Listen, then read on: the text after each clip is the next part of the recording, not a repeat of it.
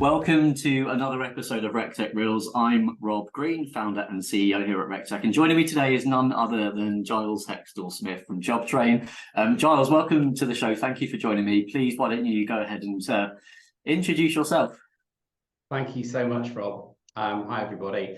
I'm Giles Heckstall-Smith, Director of Strategic Development at JobTrain, which is a bit of a mouthful. I've been with the business for 21 years now, quite a long time, and sometimes describe myself as a 20-year recovering recruiter as well, because I worked in recruitment before then as well.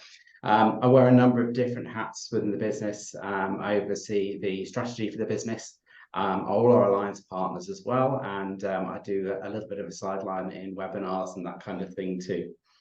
So over the years, I've done pretty much all roles within JobTrain, from support, account management, sales, you name it, and even a bit of implementation. And I think perhaps we're going to talk about that today. We are indeed. Thank you for such a wonderful introduction, as expected. And as someone who's been in the industry for such a long time, without making you feel old, because you're not, just to be clear about that. I really wanted to tap into some of that vast knowledge and experience that you've gained over the years, specifically around the implementation process, and provide our viewers with some insights around the implementation process. So let's kick off with the best advice that you could give to somebody that's going into this process and thinking about implementing a new ATS, or maybe replacing their existing solution.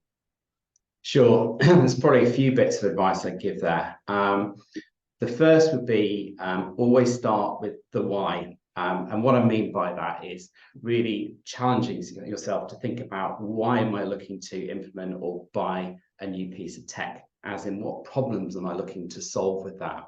It's really important, because there's lots of amazing shiny tech out there, but unless it's going to solve a specific problem that you have, you need to question yourself as to whether you need to buy it, or even whether you need to change it. The ATSs generally out there are really flexible pieces of kit. And sometimes when your current ATS isn't working, there's lots of opportunity to change it. It might just not be supporting your process in the right way. So always engage with the vendor before you think about going out to market, because it's a big piece of work to go through. The second thing is do your research. Now, obviously, I'm talking to you, Rob, Rectec, so you've got a fantastic platform there for comparing different ATS solutions, but also have a chat with your peers, whether it's online via LinkedIn or via various forums and things, and perhaps people within your sector as well. Find out what other people use, what they benefited from, what lessons they've learned. That is all excellent advice, and I suppose that leads me on to the question, the second question straight away, which is when people are in that process, what are some of the common pitfalls or challenges that they face when it comes to implementing new software? So there's quite a few, and the first I would say, first of all, it can be quite a daunting prospect of implementing an ATS. There's quite a lot of significance in terms of it being a change process, the impact it can have on the business, and generally within recruitment and TA, we're not trained in selecting and implementing software at all, and we might feel a huge weight of responsibility and expectation in terms of the success of the project.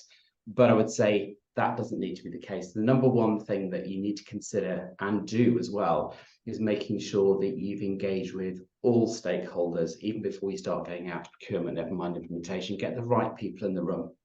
So you need exec level sponsorship, you need a really sound business case as well, that's very important.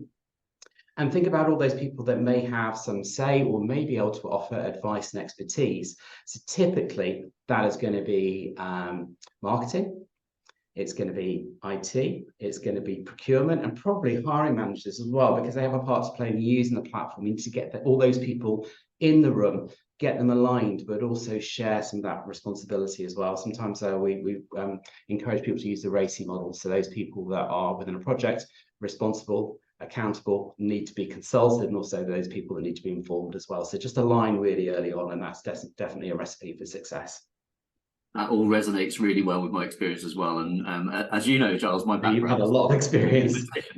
Another sort of frequent misconception that I see when people are going into this process is the amount of time it actually takes to implement a piece of software. I think there's this misconception that actually it's going to be really quick and easy. And in my experience, it does vary from vendor to vendor, but it's never quick and it's never easy in my experience. Would you agree? Yeah, absolutely. And again, it comes down to this this aspect of shared responsibility. And I think you need to consider and challenge yourself on your existing processes as well. Because ultimately, if you have a process that is broken in some way, bringing it online via a piece of tech is only going to have an online broken process. So you've got to really challenge yourself up front. You need to do the legwork and the preparation before you go into implementation. But as part of the selection process, I think it's very important that you engage with the vendor that you're going to work with and be really confident that they've got the experience of implementing similar types of solutions, that you're going to have all the expertise and also resource and support from that vendor in terms of making it a success.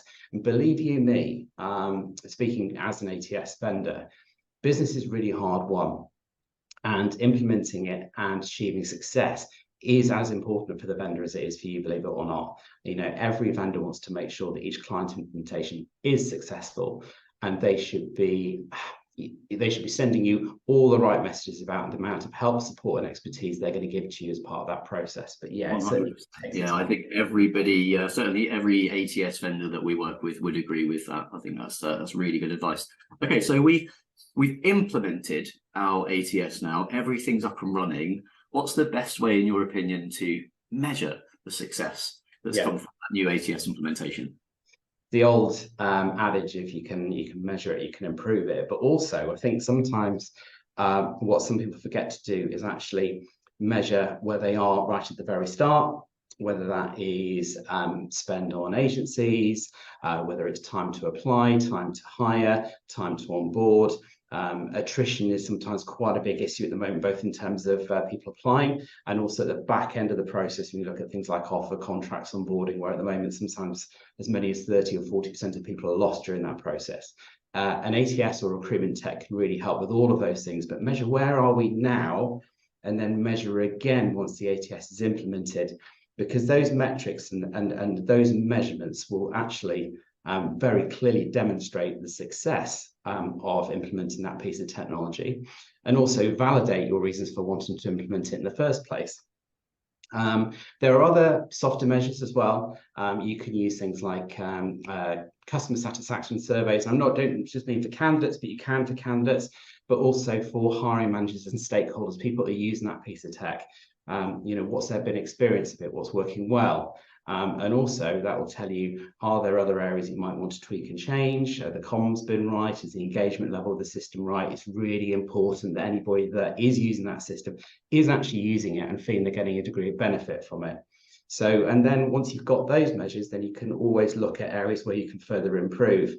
An ATS, once it's implemented, shouldn't be static. It's got to be a dynamic thing. Your processes will change, your needs and demands will change, and so will the users' expectations of that platform change as well. So by measuring all the way through, you can very quickly understand, right, where can we get even more benefit from using this tech? Yeah, and that's good advice. Some people forget to actually celebrate the success of actually getting there with an implementation. Yes, it does require quite a lot of hard work, a lot of effort, and we've all got our day jobs to do. But once you're there, do take a breath, take some time and actually celebrate the fact that you're there, it's implemented, it's up and running successfully. You touched on hiring manager experience there as well. And in my experience, that's so important, because I know it varies from organisation to organisation, and you know, HR policies are stricter in some organizations than others, but getting that hiring manager experience right increases engagement in the ATS and actually reduces the amount of agency usage in many cases. So that's a really valuable point you made. Thank you for bringing that up, and also for being such a superb guest, because sadly we've come to the end of the show, but we've really enjoyed having you. I hope our viewers have found this really useful, and don't forget, if you are in the market for new tech, Giles mentioned it earlier, but thank you thanks for bringing that up. We do have a completely fee-free ATS and CRM comparison platform that is available for you to use today.